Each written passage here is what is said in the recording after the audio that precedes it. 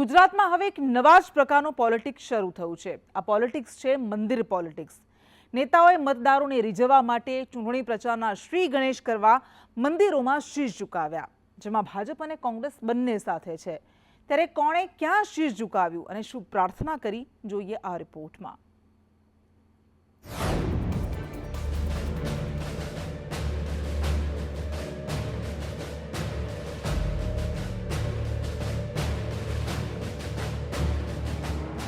ગુજરાતમાં શરૂ થયું મંદિર પોલિટિક્સ। મતદારોને રીઝવવા નેતાઓ ભગવાનના શરણે। પ્રભુના દર્શન કરી ચૂંટણી પ્રચારના કર્યા શ્રી ગણેશ। ચૂંટણી જેમ જેમ નજીક આવી રહી છે તેમ તેમ માહોલ બનવા લાગ્યો છે। મોટાભાગના ઉમેદવારોએ ચૂંટણી પ્રચારના શ્રી ગણેશ કરી દીધા છે, પરંતુ જેઓ બાકી હતા તેમણે પણ આજથી પ્રચાર પ્રસારની શરૂઆત કરી દીધી છે। આજે કોંગ્રેસના લોકસભાના 3 ઉમેદવાર આણંદના અમિત ચાવડા, ખેડાના કાળુસિંહ ડાભી અને પંચમહાલના ગુલાબસિંહ ચૌહાણે ફાગવેલ ભાથીજી મહારાજના દર્શન કરી ચૂંટણી પ્રચારની શરૂઆત કરી।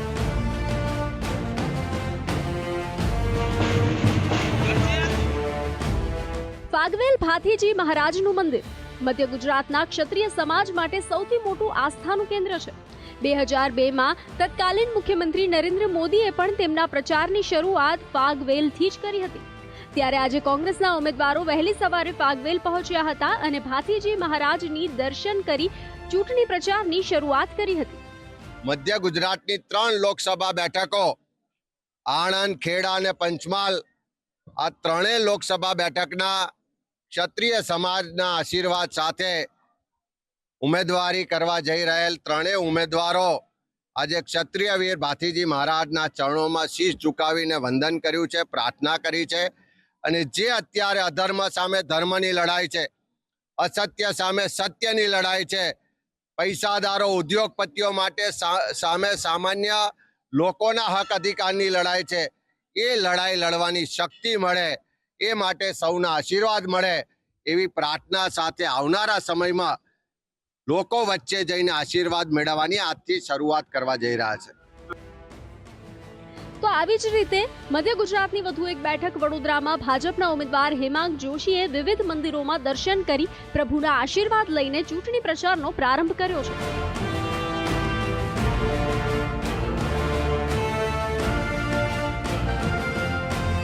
હેમાંગ જોશી પાર્ટીના વરિષ્ઠ કાર્યકરોની મુલાકાત લઈ પોતાને પ્રસ્થાપિત કરી રહ્યા છે। પ્રચારનો જ્યારે પ્રારંભ કરવા જઈ રહ્યા છે ત્યારે તમામ મંદિરોમાં જઈ આશીર્વાદ લેવા, સંતોના આશીર્વાદ મેળવવા, જે તે વોર્ડમાં રહેતા સિનિયર કાર્યકર્તાઓને મળી એમના ઘરે જઈ એમના આશીર્વાદ મેળવવા અને તમામ કાર્યકર્તાઓને મળી એમના પણ પ્રાણ પ્રશ્નો જાણવાનો પ્રયત્ન મારા દ્વારા હું કરી રહ્યો છું। અને જ્યારે આટલી સારી જગ્યા જ્યાં નરેન્દ્રભાઈ મોદી સાહેબ પોતે ચૂંટણી લડ્યા હોય ત્યાં મારા જેવા નાના કાર્યકરને તક મળી હોય તો એના માટે તો ભગવાનનો જ પાર માનવો પડે। હજી તો કોંગ્રેસના ઉમેદવાર પણ જાહેર થયા નથી અને ભાજપનો તો પ્રચાર પૂરજોશમાં ચાલી રહ્યો છે। હા, એ કોંગ્રેસના જ આપણા કાર્યકર્તાઓ એનો જવાબ આપી શકે, પરંતુ એમના માટે હવે એમણે પેલા તમામ ભગવાનોને જઈ રામ મંદિર હજુ નથી ગયા, આ એનો જ પ્રતાપ છે।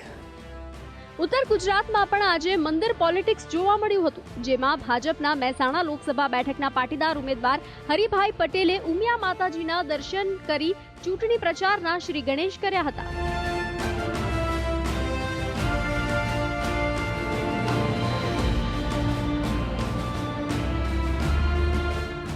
હરિભાઈ પટેલે ઊંઝા ખાતે કુળદેવી ઉમિયા માતાજીના દર્શન કરી ચૂંટણી પ્રચાર શરૂ કર્યો હતો। હરિભાઈ પટેલે પ્રચારની શરૂઆતમાં સંકલ્પ લીધો છે કે તેઓ જીત બાદ માતાજીને નેજો ચઢાવશે। વિશ્વાસ મૂક્યો હોય અને મા ઉમિયા કુળદેવીના દર્શન કરવાની આજે જે મને આજે લાભ મળે છે, માને આશીર્વાદ લઈને આજે મારા પ્રચારના હું શ્રી ગણેશ કરી રહ્યો છું। બહુ ગૌરવ અનુભવું છું। લોકોને પણ વિનંતી કરું છું કે મા ઉમાના આસ્થાનું કેન્દ્ર અને સર્વ સમાજની સાથે અમે પણ જોડાયેલા છીએ અને મા ઉમાના આશીર્વાદ લઈ લોકો સમક્ષ એક વિજય ઉત્સવ માટે અમે જઈ રહ્યા છીએ। વિજય થઈને મા ઉમિયાને નેજો ચડાવવા માટે આવીશું, મા ઉમાના આશીર્વાદ મેળવીશું અને ઊંઝાનું અને મહેસાણા લોકસભાનું ગૌરવ વધે આ વિસ્તારમાં, એવા મારા પૂરતા પ્રયત્નો રહેશે। હાલ તો ભાજપ હોય કે કોંગ્રેસ, બંને રાજકીય પાર્ટીઓએ મંદિરોમાં શીશ ઝુકાવી પોતાના ચૂંટણી પ્રચારની શરૂઆત કરી છે. વાઘવેલ મંદિરે દર્શન કરી કોંગ્રેસના ધુરંધરો મેદાને ઉતર્યા છે, તો વડોદરામાં પણ ભાજપ ઉમેદવાર હેમાંગ જોશીએ મંદિરોમાં દર્શન કરી પ્રચારની શરૂઆત કરી છે. જ્યારે મહેસાણામાં હરિભાઈ પટેલે ઉમિયા માતાજીને શીશ ઝુકાવી પોતાના પ્રચારની શરૂઆત કરી છે. આજે રાજ્યમાં દેખાયેલા મંદિર પોલિટિક્સે ભારે ચર્ચા જગાવી છે. આ વખતની ચૂંટણી ધાર્મિક ધ્રુવીકરણ પર થશે નક્કી છે, કારણ કે ભાજપ રામ મંદિરનો મુદ્દો આગળ ધરીને ચાલી રહી છે, ત્યારે કોંગ્રેસ પણ હવે મંદિર પોલિટિક્સના સહારે આવી હોય તેવું લાગી રહ્યું છે. પરંતુ ચૂંટણીમાં આશીર્વાદ કોને મળે છે તે તો 4 જૂને જ માલુમ પડશે. બ્યુરો રિપોર્ટ, સંદેશ ન્યૂઝ. બનાસની બેન તરીકે પ્રખ્યાત ગેનીબેન ઠાકોર સતત ચર્ચામાં રહે છે. સ્પષ્ટ વક્તા તરીકેની તેની ઓળખ છે, ત્યારે ફરી એક વખત તેઓ પોતાના ભાષણને લઈને ચર્ચામાં આવ્યા છે. કોંગ્રેસના ઉમેદવાર ગેનીબેનના શાબ્દિક બાણનો મારો છેલ્લા એક અઠવાડિયાથી શંકર ચૌધરી પર વરસી રહ્યો છે, ત્યારે ફરી એકવાર તેઓએ શંકર ચૌધરીને આડે હાથ લીધા છે અને બહારથી આવેલાને દાદા નહીં બનવા દઉં કહી શબ્દો રૂપી ધારદાર હથિયાર છોક્યા છે. ઘણા પ્રતિનિધિઓ તો એવા ચૂંટાય કે જાણે પોતાનો એક ભટ્ટ પાડવાને સ્ટેટસ ઊભું કરવા માટે કરીને આખું વહીવટી તંત્ર લઈને કાફલો જેમ બોલો વરરાજાનો વરઘોડો નીકળ્યો હોય ને એમ ગામડે ગામડે તલાટીથી કરીને ટીડીઓથી કરીને મામલતદારથી કરીને પોલીસ વાળાને બધાને એ જાય બધે ગામડામાં લઈને જાય એટલે તાલુકા કક્ષાએ બધી ઓફિસો રેડી પડી હોય. બાપરા ગામડામાંથી બધા તલાટી પાસે કે ભાઈ ટીડીઓ પાસે મામલતદાર પાસે આવ્યા હોય તો ભાઈ કે આ ક્યાં મળશે અમને મામલતદાર કે ક્યાં મળશે ટીડીઓ? એ તો કે આયા હતા અધ્યક્ષ, એમના ભેગો કાફલો ગામડામાં ગયો છે એટલે બાપરા આખો દડો થરાદ બેહી અને લાગીને 5 વાગે પાછા થાય. આ વહીવટી તંત્ર આવું ના હોય. આપણે જણાવી દઈએ કે ગેનીબેન હંમેશા તેના નિવેદનબાજીના કારણે લોકોમાં ફેવરિટ બની રહ્યા છે, ત્યારે આ ચૂંટણીમાં તેના શબ્દો કેવી અસર કરે છે તે જોવું રહ્યું. છોટાઉદેપુરમાં ભાજપે બુટલેગરનું સન્માન કરતા રાજનીતિ ગરમાય છે. સ્ટેજ ઉપર બેસાડી તેને હાર તોરા કરાતા જ વિપક્ષે વાર પ્રહારની રાજનીતિ શરૂ કરી દીધી છે. છોટાઉદેપુરની અંદર આંતરરાજ્ય બુટલેગર નું જાહેરમાં સન્માન ગુજરાતના પૂર્વ ગૃહપ્રધાન અને ભાજપાના પ્રદેશ ઉપાધ્યક્ષ જે રીતે એમનું કેવી ઘટનાક્રમ સામે આવી, ગાંધી સરદારના ગુજરાત માટે આનાથી મોટી કોઈ કમનસીબી ન હોઈ શકે. કોંગ્રેસ પાસે ચૂંટણી જીતવા માટે રાષ્ટ્રીય સ્તરે કે પ્રદેશ સ્તરે જ્યારે કોઈ મુદ્દા વધ્યા નથી, ત્યારે કોંગ્રેસે પાણીમાંથી પોરા કાઢવાનું કામ કરી રહી છે. છોટાઉદેપુર જિલ્લાની જે કાર્યાલય માટેની જે જમીનની વાત છે, તો એ જમીન કોઈના દ્વારા દાનમાં અપાયેલી નથી. તમામ નીતિ નિયમો દ્વારા એની ખરીદી કરવામાં આવી છે.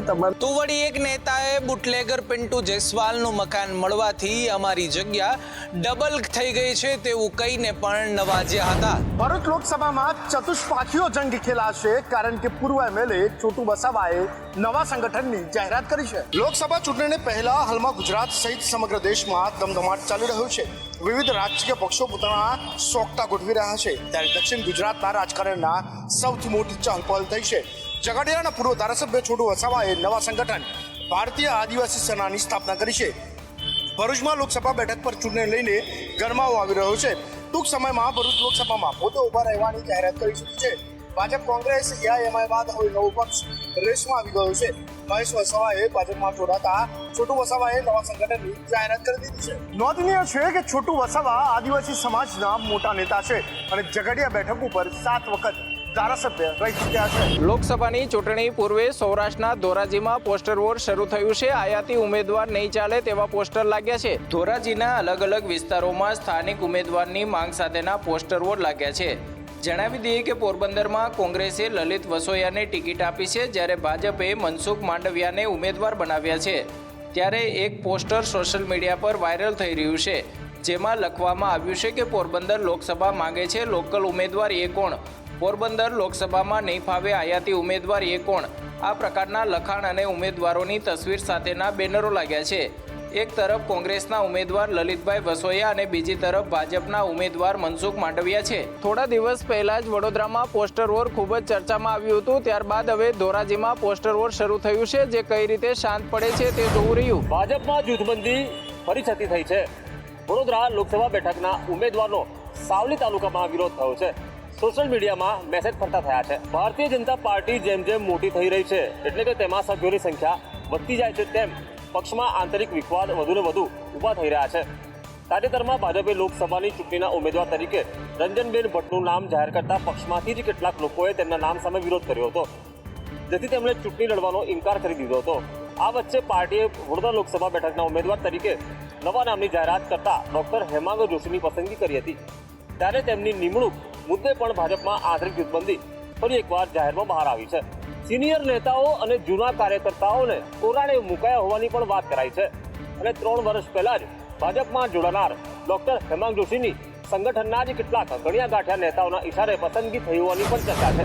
ગુજરાત લોકસભાની ચૂંટણીમાં ઓવેસીની પાર્ટીની એન્ટ્રી થઈ છે. આ સાથે જ રાજકીય માહોલ પણ ગરમાયો છે. ત્યારે એઆઈએમઆઈએમના પ્રદેશ પ્રમુખ સાબિર કાબલીવાલાએ કંઈક આવું કહ્યું. બનાવ્યું હતું અને 2 સીટ એટલે કે એક તો કદાવર નેતા અમિત શાહ છે, એક એમની સામે, અને બીજી ભરૂચ નેતા દેશી સીટ છે એ બી કદાવર નેતા અહેમદ પટેલની સીટ જે હતી અને એ કોંગ્રેસની સીટ હતી.